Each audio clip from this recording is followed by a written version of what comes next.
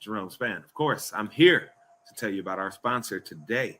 And our sponsor is, of course, and will forever be longstanding. Hey, mind you, he don't give me no money, but this is my man's. I got to hold him down. It is Swopes Athletic Recruiting and Scouting.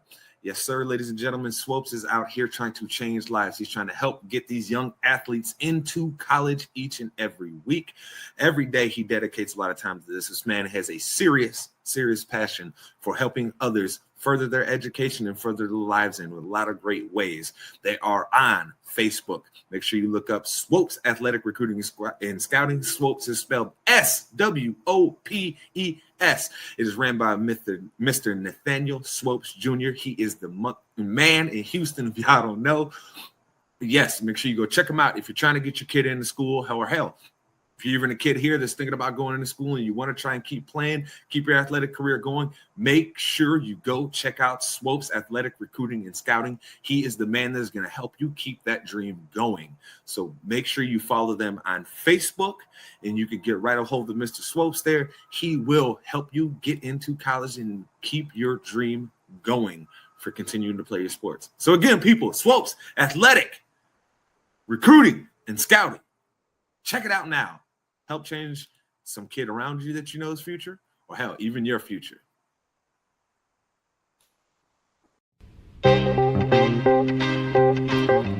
Yeah, Enigma in the house. My man J Span, Titan Studios. It's called From the Heart. Keeping it real is what all the song's about. Never selling your soul. Always staying true to yourself. Alright, yeah. Check it out. Money, cars. But we'll never get you far unless you're gonna spit it from the heart. Yeah, money, cars. But we'll never get you far unless you're gonna spit it from the start. Man, money, cars. But we'll never get you far unless you're gonna spit it from the heart. Yeah, money. And welcome back to your favorite weekly sports show. That's right, ladies and gentlemen, it is ITC Sportsball, and I am your man, Jerome Span. Of course, the prettiest face on ITC. Don't you forget it, baby.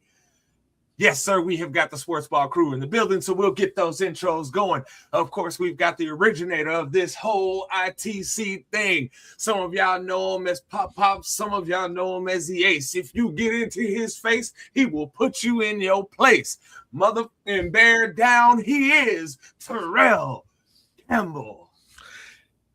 I got my cheese grater out last night, and we just shredded some cheese heads. Come on, boys. Let's keep it going. Woo! Let's go, baby. Let's go. And, of course, we've got ITC's resident hot take spitter, the man who rips like Dylon spits. He is the modern-day Ali on the microphone. When he steps into your home, all your ladies is gone. Ladies and gentlemen, he is that man. You know it's your boy Mace here, ready to go. Let's get it. And of course, make sure you like, subscribe, rate, review us. You only give us 4 stars instead of giving us 5 stars. I'm inclined to think that you are a hater, and you don't want me to think that, because when I see you, I will call you out on your course. But make sure you hit that like button, because that's how you help us get us up in that algorithm. That's how it works, people. All that being said, we've got a lot to talk about this weekend. And of course, we've got to get into the crazy start to NFL Wildcard weekend. Gentlemen, what a series of games we had yesterday, starting with the Rams and Panthers. That was an amazing game, but we know what everybody came here for, and that is to talk about that team and them boys, the Chicago Bears, baby.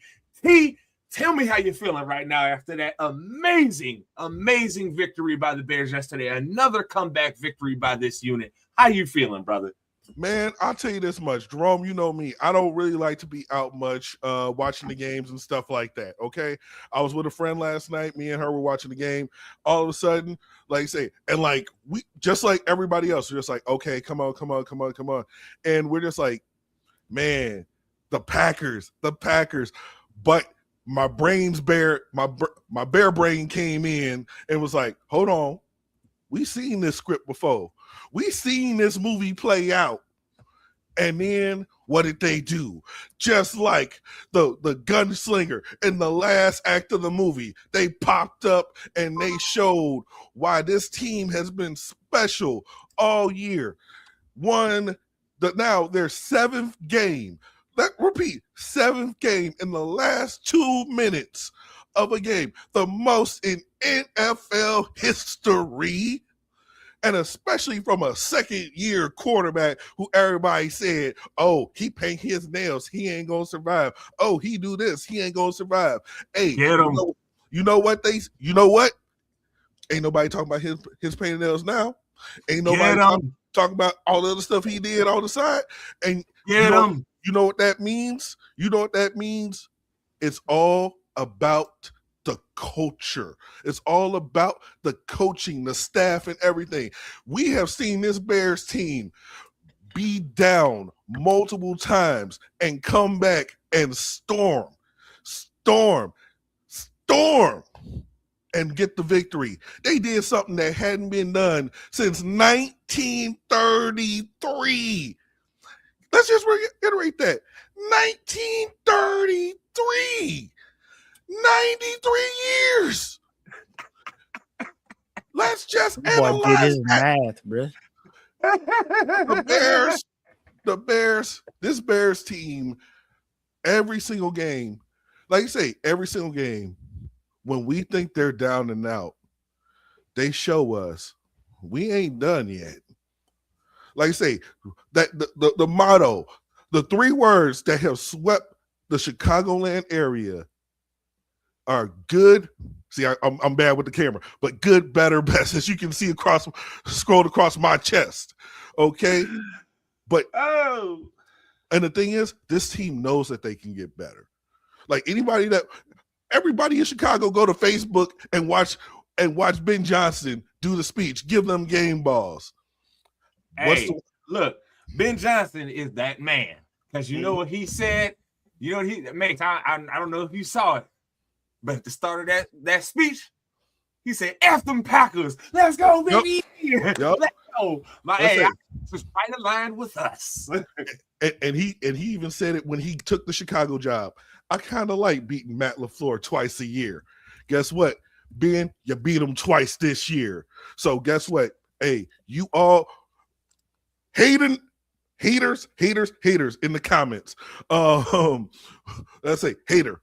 Hey, Jamoy is a born hater, brother. That is who he is, dog. That's what Jamoy does. Okay. That's what he does. Hey, sometimes it's better to be lucky than to be good. I mean, I don't know who his team is, but are they in the playoffs? Were they the number 2 seed? No, his team is not in the playoffs. No, okay. Not. So then I suggest he sits down, zips it up, and let us enjoy our team doing good, because this is the first time the Bears have won a playoff game since what, 2011? Yeah, man. It's been a long time coming.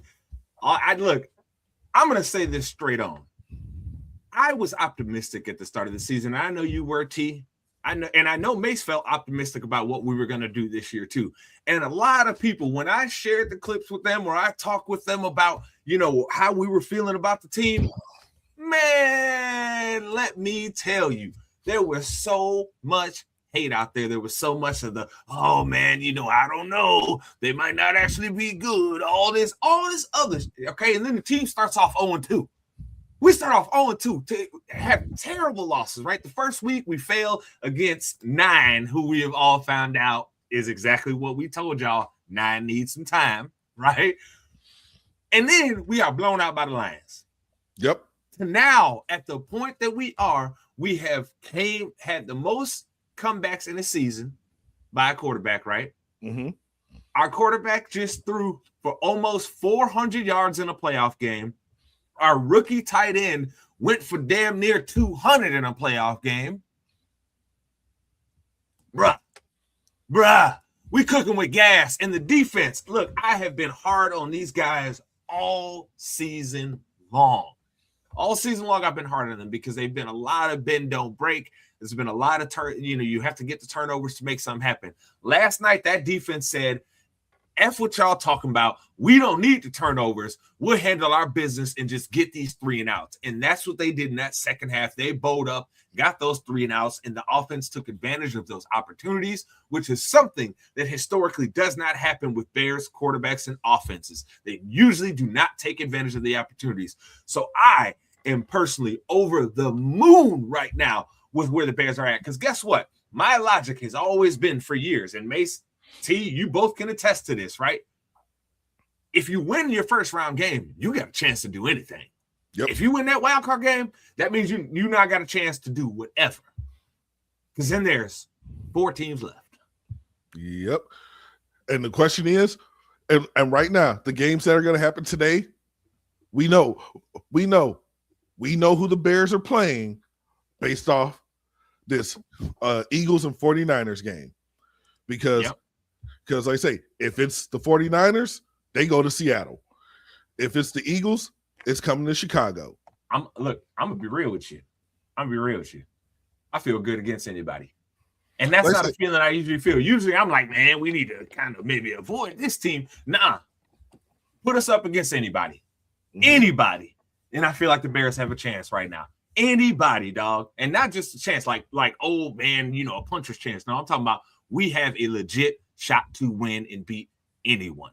100%. Now, Mace, I don't want to take up all the oxygen here because I know me and Tia over here over the moon right now. Hey, man, I'm letting y'all go, bro. Hey, somebody got to feel good around here, bro. Hey, I put it like this. It took me up until 3:00 in the morning for the adrenaline dump to happen. Okay, I was just like, yeah, because I say it does. Like I say, this is why I say I hate the Bears playing at nighttime because now I got to do an adrenaline dump and I ain't got nothing productive to do at night. I was just telling Mace, dog, I saw him on when I was finally going to bed at 1 something yesterday. I saw him on because and I told him the adrenaline was just. It was pumping through my system at that point. I literally did not feel sleepy until around 1 in the morning. So it was wild. But Mace, I got to ask, you watched that game last night. What are your overall thoughts on everything that transpired? So I will say that it is kind of alarming how the Bears take a half to wake up a lot of the times. That would probably be the biggest thing that I would say could come back to bite you guys, because the remaining teams that you're going to play are going to be very opportunistic. So they've shown that they've had the ability to make up to bridge the gap and close the gap in the second half, but that's not how you want to make your money. You know what I'm saying? You know what? I would normally 100% be on the same page with you, but that just seems to be this team is like, hey, dog, no matter what, we got a chance. Even if we get off to a slow start, we got a chance. And even in games that they've lost this year, like San Francisco, right? Dog, even if things aren't going fully right, they still gonna fight to the end. And see, this is how, because I don't want to get too far ahead of ourselves because we have another topic going on, but this is pretty much why I dislike coaches that don't have a specialty. Ben Johnson specifically has a specialty. He's going to figure out how to get that offense into the end zone.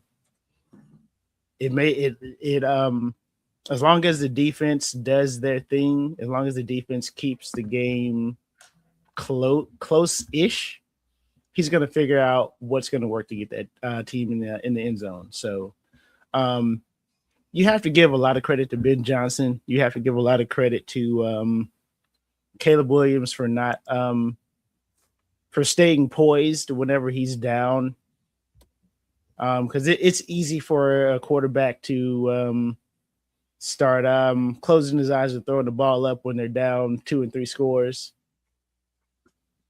He's like, I'm already – I mean, it's easy for a quarterback to say, I'm already losing. I might as well throw it up and see what happens. When you say that, all I can think of is Jimmy G in the Super Bowl with his eyes closed throwing it up, bro. That's all I can think of. So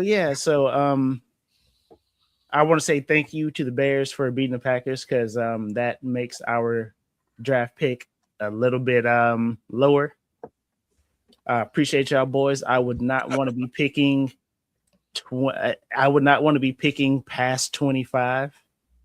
Mm-hmm. You know what I'm saying? We're sitting at 12-20 right now. I feel confident that we can get,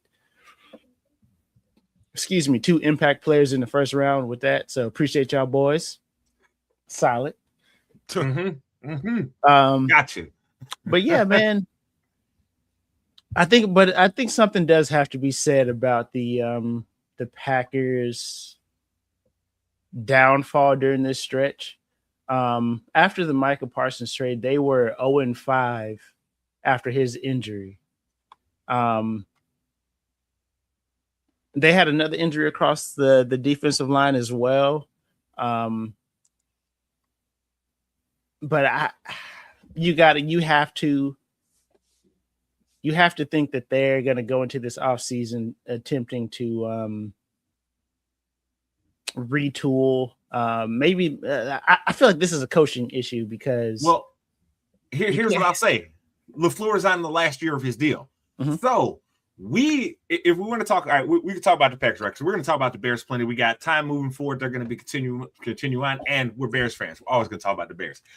But to your point on the Packers, this is LaFleur. Next year would be his last year in his contract. That would be his lame duck year. The Packers historically do not let coaches go into their lame duck year. They either fire you or they re-sign you.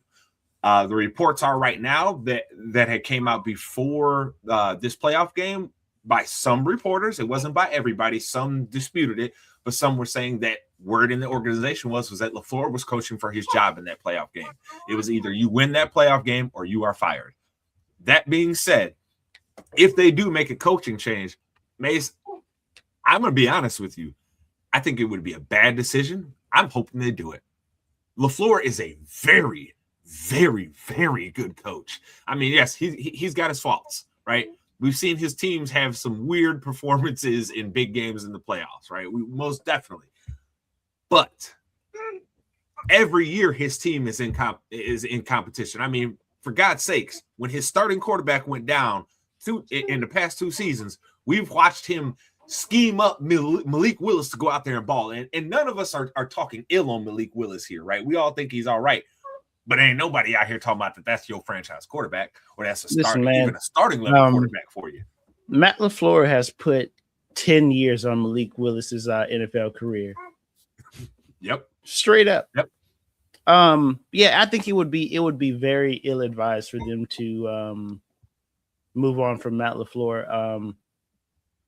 I hope they do though. There is no I honestly there is no one-to-one upgrade from him. Especially out in the market right now. Yeah, available right now. Look at what's in the market right now. And we'll talk more about the coaches here in a minute. But I just want to say, before we move on to talk about the Rams and Panthers game, because that was an awesome game too, and I don't want to sell that game short at all.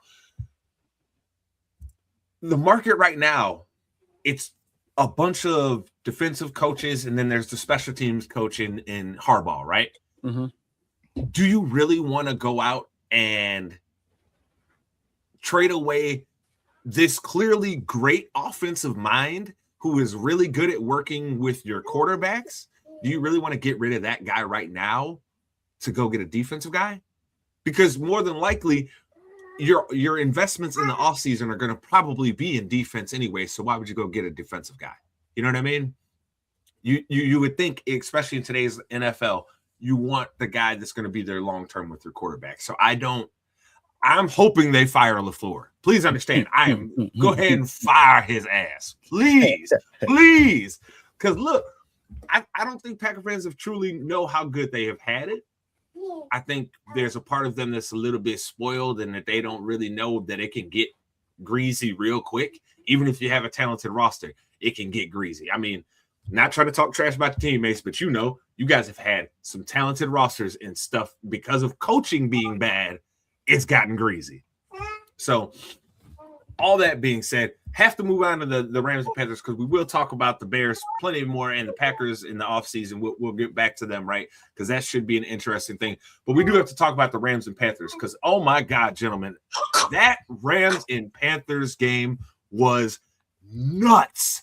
Yeah. Nuts. I'm talking – you want to talk about a game with big swings? you're looking at a team in the Rams who clearly were the favorite going into the game and came out playing like it, right? Then they miss on 1 4th down, and all of a sudden the momentum just swung completely to the Panthers, and the Panthers looked like they were on the verge of winning that game. If I'm being honest, they probably should have won that game. Oh, yeah. The defense could not get a stop when they needed it. There was multiple conversions that they gave up where they should have gotten a stop on that last drive. But credit due to Sean McVay, Matthew Stafford, Puka Nacua, Devontae Adams, all those guys out there, right? Much respect to them, because even when things swung a little bit, the offense was still doing enough. The defense wasn't really getting no stops for the Rams for a little while there. But eventually, defense bowed up. They got the stop that they needed to in the end, because we all know this. I know for sometimes people think in their mind, right, NFL games are some big score margin, right? No, most NFL games finish within 7 points on the score margin. And if it's like an interconference game or an interdivision game that's in the playoffs, the margin gets even smaller. So I have to take my hats off. I do want to start with you on this, Mace. I got to ask.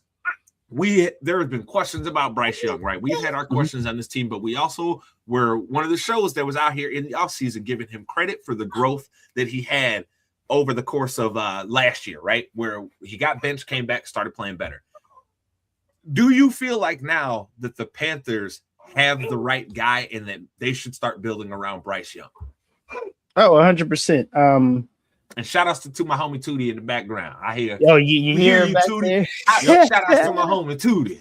Yeah, 100%, man. I think they firmly planted themselves in the playoff picture going forward. The team is young. Obviously, they could use a playmaker here or there for in the defensive front. They much like I said, they were going to have to manufacture pressure with the exotic looks and blitzes and kind of leave their secondary out to dry. And it worked for them, but at some point they're going to need a second guy. I like what they got going on down there. Like I said, it's a young squad. The moment wasn't too big for them. We could talk about the late non-stops that they needed to get, or Jimmy Horn Jr.'s drop catch at the end of the game. But that's just a young guy trying to make a play, right? Like a veteran in that situation just catches and goes down. A young guy, he knows he has 2 steps. He has a step on the guy behind him. He's like, I can take this to the house. I don't blame him for that. Mm-hmm. It's just one of those growth things. I think the NFC South is the Panthers to lose going forward. They have the best quarterback situation in that division, and what looks to be the best overall team. So I mean, yeah, I'm thoroughly impressed with the Panthers. T, how do you feel? I'll ask you, T, how do you feel on Bryce Young? I know T, you weren't hard on him, but you also had questions for sure about Bryce Young. I remember when we talked about this going in the offseason, you didn't know if you could believe what you were seeing, if it was fool's gold or not. So how do you feel now overall after their performance of the season and their performance in that wild card game? I think that Carolina, I think that it just took him some time. Like that's the thing. Like everybody expects these quarterbacks to come, like especially if you're like a top 5 pick, especially as a quarterback, they expect these guys to come in and be like immediately like all pro level and stuff like that. But the thing is, the teams that are picking you in the top 5 may not have the components around to make you competitive. So therefore, like say, because once again, once again, I'm gonna bring up the Bears. we knew we were taking Caleb Williams. So what did the GM do? He started putting pieces around Caleb Williams so that he could be successful. Not every NFL team does that. So Bryce Young, they had to get those pieces for him. They're finally getting those pieces, and we're seeing what he can do. Think about it. This is a Panthers team that we all wrote off in the middle of the season. At the beginning, we were just like, no. In the middle, we're like, no. And then all of a sudden, they're like, oh, wait, what? This team actually is trying to make a run. And then you see what they did against the Rams yesterday, and you're just like, this team is more dangerous than I thought they could be. Because once again, nobody went into that game, even with the Panthers being the 4 seed. Nobody went into that game thinking the Panthers were going to win. Mm-mm. But you know who thought the Panthers could win? The Panthers. Yeah. So therefore, I mean, so therefore, when we look at Bryce Young, hey, you know what? Y'all need to put some respect on that man's name now, because he went into a bad situation, and guess what? We're like 2-3 years into him being that in Carolina, and now we're starting to see the payoff for those Panthers fans for that franchise, because the last time the Panthers had a franchise quarterback, his last name was Newton, and guess what? And guess what? What did he do? He took him to a Super Bowl. Bryce Young, you put the right tools around him, maybe he can take him to a Super Bowl. But I don't think he's going to get out the NFC Conference Championship, because the Bears going to stop him every single time.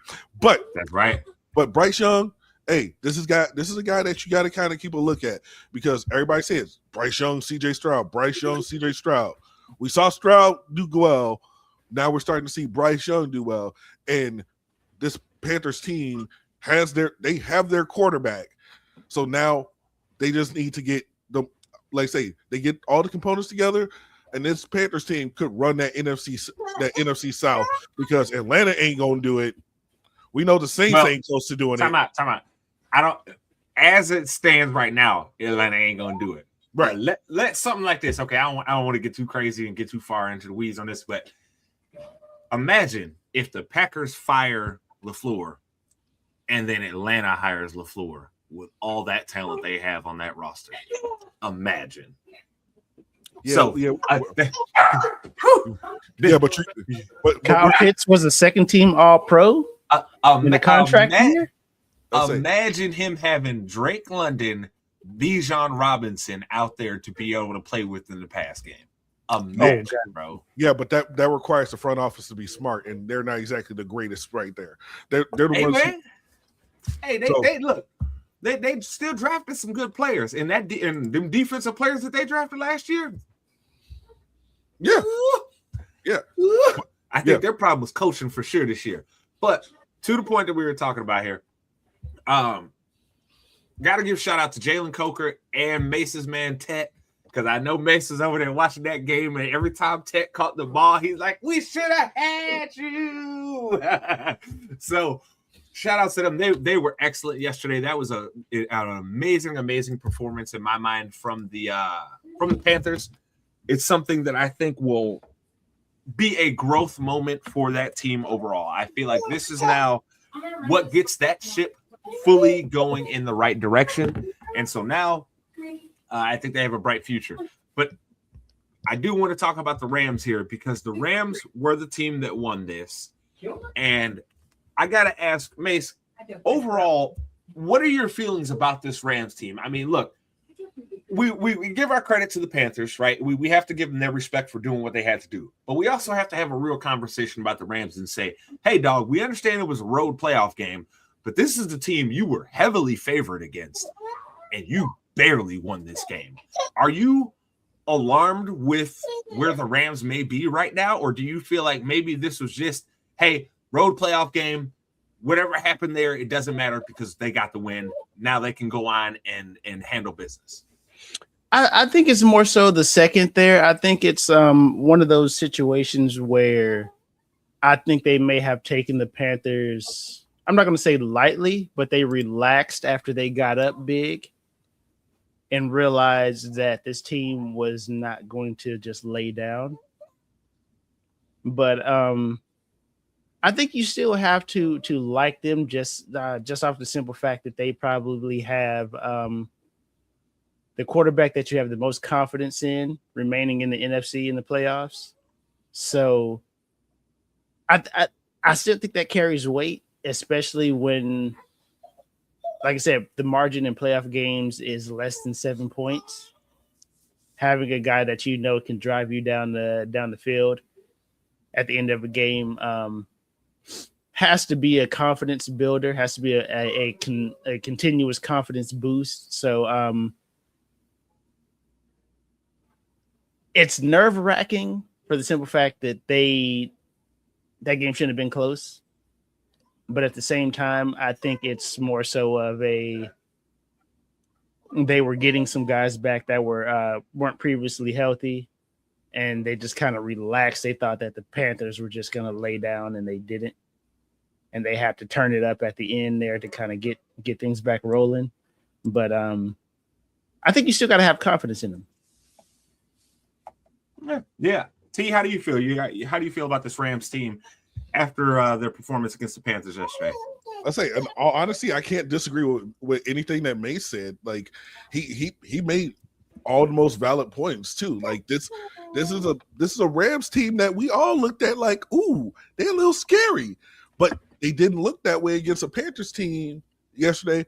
But that's because once again they got up quick, and then, like I say, they took their foot off the gas. And then once the Panthers started putting some gas on, they're like, "Oh, we gotta reignite the flame." Like this is still this, and May said it so eloquently.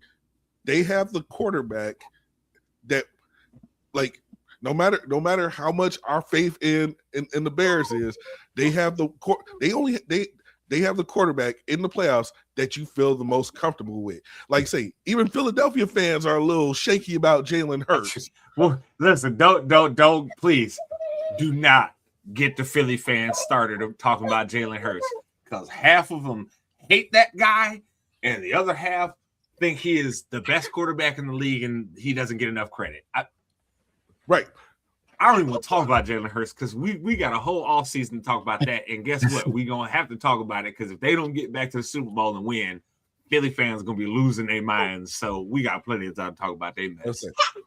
But going on to it is like yeah, Matt Stafford, Super Bowl winning quarterback. Like I say, the Rams are one of those teams. Like I say, you saw what the NFC West was this year.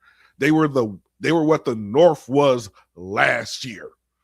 So really it's one of those things where the West is, Matt Stafford. I mean, we're all still thinking that Sam Darnold is committing fraud over there in Seattle. Okay. Hey, look, man, that is a known fraudster until the allegations are beaten. Okay. Right. until he shows up in this playoffs and balls out, that is a known fraudster. Okay. Right. He going legend at the bank. They gonna call him Mr. Darnold. But as far as his NFL record will go, it will not look good. Hey, he's a seasoned superstar, but a playoff pauper. That's what he is. Okay.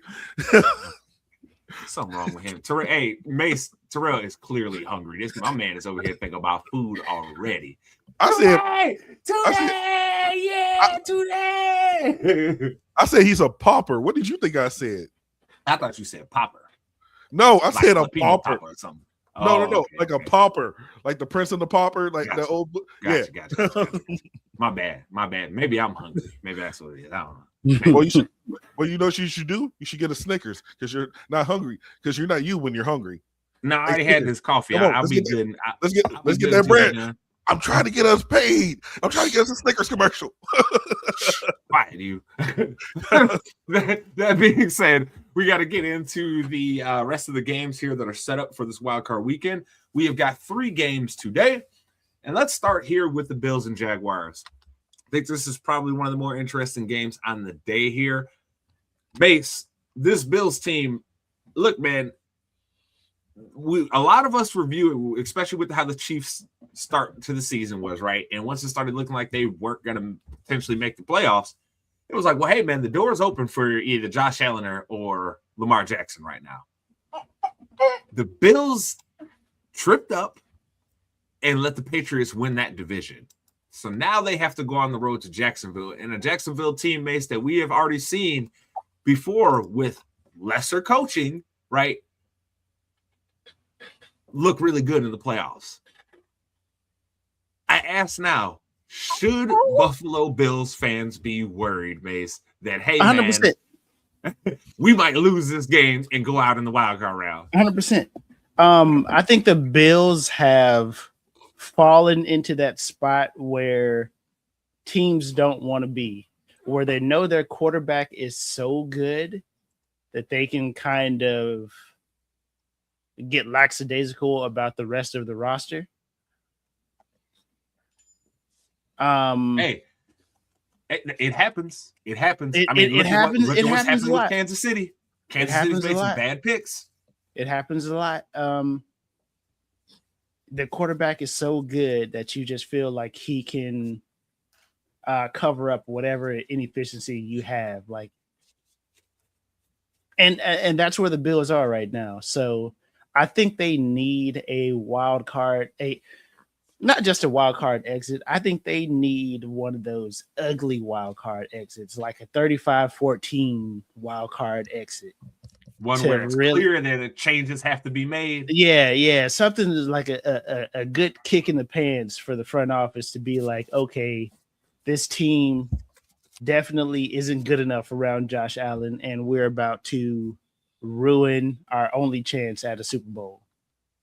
I mean, remember what I said at the beginning of this year, and you kind of looked at me like, I don't know, man, that's a weird standard to put on these guys. But I told you guys at the beginning of this year, Bills and Ravens, both of them coaches, it was Super Bowl or bust time for both of them. Harbaugh didn't get to the playoffs. He gone. Mm-hmm. McDermott, I mean, Mace, I get what you're saying where it's the consistency thing. You've been good with them, blah, blah, blah, blah. You could name off all the reasons why. But, Mace, at some point, let's be honest here. McDermott, this would be coming up on him being there 10 years. How long are you going to give him? How long? My only pushback get to the Super Bowl. My only pushback to that at this point, right? At this point, we don't know what the coaching outlook is going to look like, right? Because sure, he's been there for 10 years. They've been a playoff team essentially for 10 years since he's been there. But on the other hand of that, they're a stagnant playoff team. Like they can't get over the hump. But is there anybody out there available that's going to get them over? They think they're going to get them over, because obviously not going to be Harbaugh. I don't know who it may end up being, but I'm going to tell you this much. They better find somebody. Because, look, dog, if they do not get to the Super Bowl, I ain't even saying they got to win it this year, Mace. You got to get there, right? If they don't get there, you have to shake something up, because at this point, look, man, we usually at this point with a team, right, if they can't get over the hump, it's either the quarterback or the coach. We know it ain't the quarterback. Doug McDermott. So at some point, something has to change. You got to shake something up. Otherwise, you risk ending up in this trick bag that the Steelers have been in, which is your team competes every year, but you don't really feel like you got a chance to win the ball. That's a trick bag. That is a nasty trick bag to be in. And I'm gonna tell you, I wouldn't want to be in that trick bag. Oh no, definitely not. So yeah, like I said, I don't think that the defensive half of that roster, honestly, the skill positions outside of the tight end and James Cook is not good enough to compete. Josh Allen, he picked. Josh Allen is legitimately out there. I mean, the last time we seen those are the guys McDermott picked, and isn't he supposed to be a defensive coach? The last time I think we've seen a quarterback have to Superman a team, this was probably Cam Newton. Yeah, it's very similar, very, very similar. So, obviously he can do it because like I said, sometimes a great quarterback trumps all, but I think that the teams that are left in the AFC are too good overall for Josh Allen to be the deciding factor for the Bills. Pete, I gotta ask you. That was a big old I'm gonna ask you first here. Who you got? Bills or Jags, brother? Oh man. The worst part is that as a quarterback, I love Josh Allen. He is like I say, you can't talk about the elite quarterbacks in the league right now without talking about Josh Allen. The big galoot. But the Jags, I don't know what hair crawled up in them, but they just started saying, we ain't about to be a joke no more. So I'm going to begrudgingly pick the Jags on this one. I'm going with Jacksonville. Mace, who you got, brother? I think I still have to go with the Bills here because Trevor Lawrence for me still I need to see it in the playoffs. You have already though. Remember when they beat the Chargers? But the Chargers though, you know, they've been a weird team, bro. The Chargers play good against the AFC West, and that's really about it. Hold on. Let's talk about the last 10 years. What's the difference between the Bills and the Chargers? Josh Allen better than. I mean, didn't 17 seconds happen against the Bills? That if that happened against the Chargers, that would just be chargering it up like normal. That's crazy work, though. I still can't believe that happened, bro. I'm just saying. Me personally, I'm going with the Jags here. I think this is the end of the McDermott era right here. Look, I know a lot of people are asleep on this. That Jags team is for real. That defense is for real. That offense is for real. So I think this is the end of an era there. All right. That being said, the second game of the day, we have got Niners at Eagles. Mace, who you got? Oof. This is tough. I'm gonna go with the Niners just because I think that they consistently they will probably have the more consistent offense of the two teams. And because we know that the Eagles can go feast or famine on you. We know that Hurts can have a 400-yard, 3-touchdown game against you, but he can also have a 126-yard, 0-touchdown game for you as well. So, the 49ers are, I mean, we know what the 49ers identity is. The Eagles just kind of, I don't know, that it's weird. They feel like an identity-less team, if that makes sense. Mm-hmm. Because they can turn around and hand the ball off to Saquon 30 times and be successful. Or, like I said, Jalen Hurts can just have an out-of-body experience and have an excellent game. But they don't do either of those consistently this season. Yeah, I don't disagree with you there. T, who you got? I gotta go with Purdy and Kittle and McCaffrey. I gotta go with the 49ers on this one. And it's to the same point where Mace was making that the Eagles, like if we look at the Eagles from last season, like they were scary. Like I told everybody at the beginning of the season last year, I'm like, hold on, T, 1 second. I'm doing this for your mom, Mace. You better hold Tootie up so she can look at her grandbaby and say hello, because you know doggone well she out here, she watching, and she hear Tootie. You know she gonna say something to you. You better lift her up and let Tootie wave. You better wave Tootie high. Otherwise, you gonna get it. I'm not gonna get it. Lift her up like Simba. What up, Tootie? Hey, my friend Tootie. Tootie the Bears fan. She is not a Bears fan. That's right. Mace, let her be. I'm not gonna let y'all put that evil on her, bro. Evil, sir. We out here trying to make her life better. Hey, today. Hey. What up? Hey. We're not gonna. But okay, I'm sorry, T. Go ahead. No, I'm all good. But no, like I said last year, that the Eagles and the Ravens were the two scariest teams going into the season. This year, I said the Eagles are still scary, but then something, I don't know what happened. I don't know if they after the Super Bowl they were just like, oh, I don't know what happened, but they just kind of lost themselves a little bit. Like a team that we were expecting to just dominate, just they won their division, but look at what's in their division. Like they got some fraudulent teams in their division, and I'm not taking shots. You can take some shots, bro. Okay. Dallas was the second team in that division, and they had the second worst defense Yeah, but and on top of that, you also have to understand, T, that like the Eagles have taken a step back, and a big part of the reason they took a step back, and I know me and Mace have talked about this guy for years with football. Them not having Lane Johnson made a massive difference on the success of that offense this year.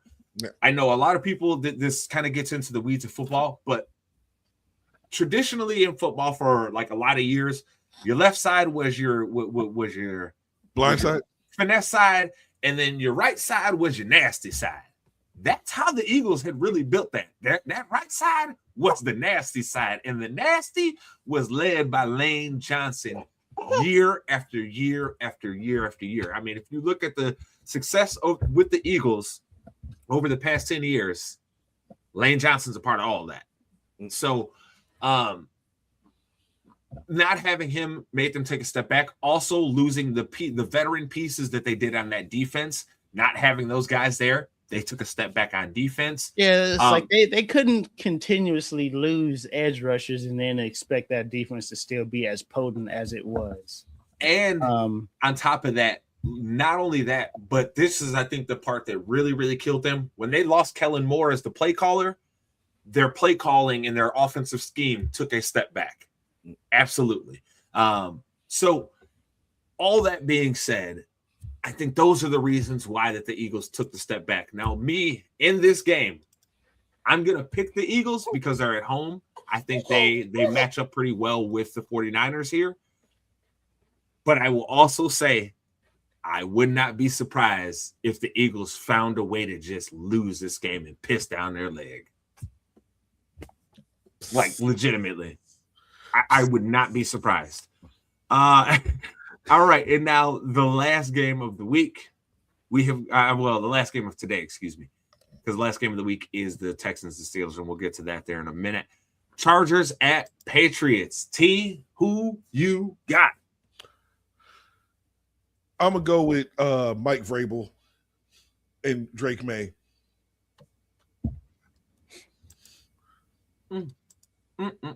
Okay. I see Mace shaking his head there real hard. Mace, who you got? I'm shaking my head too. I got the Pats, bro. Vrabel should have been my coach, man. But I knew that's why you were shaking your head. I knew it, you sicko. Vrabel should have been my coach, man. Look at him. Look at the coach they got. Schottenheimer gave them a top 5 offense this year, and this man is still over here like, no, I needed Vrabel. No. Bro, we had a top 5 offense with Kellen Moore and Mike McCarthy, bro. I don't want to hear none of that. We had a top 5 offense with Jason Garrett, bro. I don't want to hear none of that. Sir. Who? Claps. Oh, okay. All right. That's what you're talking about. Okay. Gotcha. Claps. Okay. Yeah, gotcha. Man. I don't want to hear none of that, man. We could have had a culture changer in the building, bro. We could have had. Yeah. No, the culture in the Cowboy building is Jerry Jones. Get it right. Hey, man. I think his old age is fine. I think he finally understands that he is too old to be trying to do all these things. But that's besides the point. We'll talk about that at a later date. But I got the Pats. I got the Pats. Though. We both know that Darth Sidious is not ready to relinquish the empire. Okay, so. Hey, I like listen, it, bro. Even Darth Sidious knew that his time was finite. I say, even Sidious knew his time was finite. Even he knew that at some point he was going to be out. It's so good. Throw Jerry in the black robe. Tell me you don't see it. It's like, yes, my apprentice. Like, say, come on now. Darth Jerry, bro. I love it. I love it. Oh my goodness. Yeah. Hey, B-Game. Will. You right. Nah, don't call him Will. It's B-Game. That's my old Army buddy. What's up, B-Game, bro? Hey, and he's a Broncos fan. Excuse me. All y'all Army dudes may call each other last names. Call each other I call people by their first name. Kiss my ass, T. I say, hey, it's B-Game. What's up, bro? Sir, I'm a civilian. I don't do that. I didn't say his whole last I'm name. a civilian. I said B and Game. B and Game. That's always what I've called him. I've called him B-Game. I've called him B-Game for like 17 years, bro. All right, but for me, I think I'm gonna go Patriots here. But this is also another one where I wouldn't be surprised to see the Chargers pull this off because the Patriots are still a young team, and so I'm expecting somewhat of a slow start from them. In someone in the same vein of the Bears and the Panthers, right, where they both got off to slow starts. But I do think they are overall the better team plus coaching combined, because like you could argue that the Chargers have a better roster, but as far as coaching, I think it's up in the air between Vrabel and Harbaugh, right? I know a lot of people will give Harbaugh his credit for getting a team to the Super Bowl. He didn't win it though, so I'm not going to go crazy with that. And I also remember what the Titans were before Vrabel got there, and I see what the Titans are now without Mike Vrabel.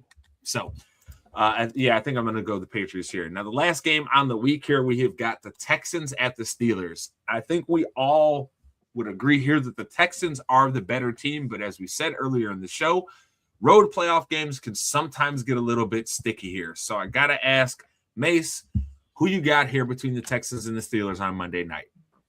I'm still gonna go with the Texans, man. That defense is serious. Regardless of a road game or not, they can control the game in a manner we haven't seen since the 06 Steelers, probably. The last time a Steelers team had an offense that could at least be somewhat consistent and somewhat scary. I think it would probably go back to like one of those years. It'd probably be around when the Ravens won the Super Bowl with Flacco. Yeah. And when they had like Antonio Brown and I forget who was the second receiver at that time. I know exactly. But they had a pretty good offense, and they had Le'Veon Bell and stuff. So they had a pretty good team at that time. So beyond that, I think you're right. Yeah. This is the only offense they've had. This Texans defense is filthy. Every superlative you can think of right now. That's you can add it to the Texans defense right now. Literally, I think this is a situation where Texans can win these playoff games scoring 17 points. If they can put 17 on the board, I feel confident that they can win any of their playoff games. Okay. T, who you got? 3 words. F. Aaron Rodgers. That tells you who I'm picking. I'm going with the Texans. God dog it. They say. Look, for no other reason than F. Aaron Rodgers. Look, Mace, you may have talked yourself into believing in them Steelers. But I'm going to tell you this much. I sure as hell don't. That defense in Houston, though, I believe in that. And I think it's about to be a long day for Aaron Rodgers today, brother. Because that defense is for real. And they got the corners that'll stop all that trying to throw it quick shit. So good luck. But I got the Texans here. And I think I'm going to say this. I think the Texans win by 14. I think it's not even going to be close. And I'm talking about the Steelers may score a garbage time touchdown to make it look closer than it actually is. I think that Texans team has all the ingredients to beat the Steelers, especially a D-line that can put that pressure on Aaron Rodgers' old butt, because we know he can't run. He ain't getting away. He ain't getting away. So, yeah. And hey, the second corner on the Texans, Mace Lassiter, shout outs to him. My boy, hey, shout out to Tim. My boy brought it up to me. That dude has been balling this year, brother. Oh, yeah. He's been balling. Like, I knew Stingley was out there balling. That boy is, woo. They got the crazy thing is, bro, gas. He's the leading tackler on that team. Mm-hmm. And it's not like that team is bad, right? Usually if a corner, if somebody in the secondary is the leading tackler, that usually means that their team is pretty terrible. But it's the exact opposite. My man is out there in the mix. Run game, pass game, all that. Yeah, I don't disagree. Man. Okay, so we are running up against the clock here, fellas, but we do have to talk about this, and that is Miami and Indiana are going to be in the college football final here. They're going to be in the Natty. We saw Indiana come out and dominate again, like just utterly dominate again for 4 quarters. And then we saw Miami go up, and I would say they were clearly the better team in that game, but I don't know if I would say they dominated, right? They were the better team on that day for sure. We are now looking in this age, Mace, of where teams want to spread you out all crazy and do all this other stuff. We're looking at 2 teams that will line up and punch you in the mouth here, playing for the Natty. I got to ask you, who you got, brother? Dog. Indiana. I know. It's the Indiana part. I know, bro. I have to go. You know what? I have to go Indiana, bro. They have grown men on that roster. Mm-hmm. Plain and simple. They have adults on that roster. They have. Go ahead, Max. I'm sorry. Go ahead. The average age of that roster is like 23. They don't have a single player starting on their offense under the age of 22. Yep. They got grown men. They got dudes that should be in their second or third year in the league on that roster on offense. I'm sorry, bro. Yeah. They got grown men. Yeah, man. Yeah. They got adults. And actually, because I see here on YouTube that we did get this comment. Yes, we did. So for the most part, we're feeling the same way where we're different.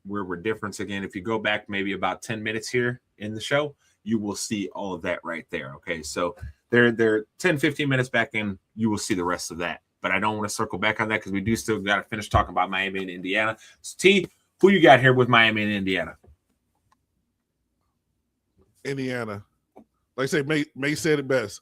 They got some grown men on that team. They got people that, should be collecting pensions on that team right now.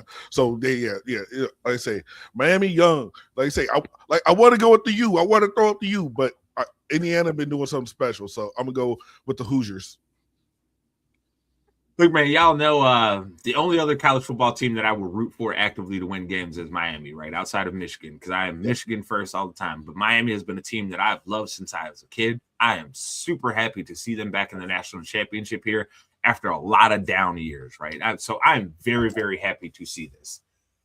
All that being said, Indiana, and it's weird that I'm even going to say this because I never thought I would say this about Indiana football in my life, but they are legitimately in juggernaut right now. They are that much better than everybody else. There are a bunch of guys on that roster that in this past year have went from maybe you might make a practice squad to where somebody's going to be willing to take a flyer on you later in the draft and actually get you on a roster to see what you can do for them. I think Fernando Mendoza, even though I don't truly believe he has first pick talent, I think he has played himself into a position where some teams are going to talk themselves into thinking we can draft this guy in the first round and build around him and it'll work.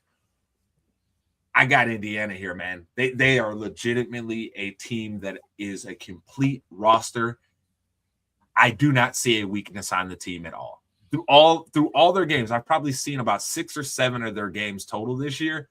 I'm yet to see a weakness in this team. They can beat you however you want to play. They got you. Don't worry, we're gonna beat you. Yeah, man.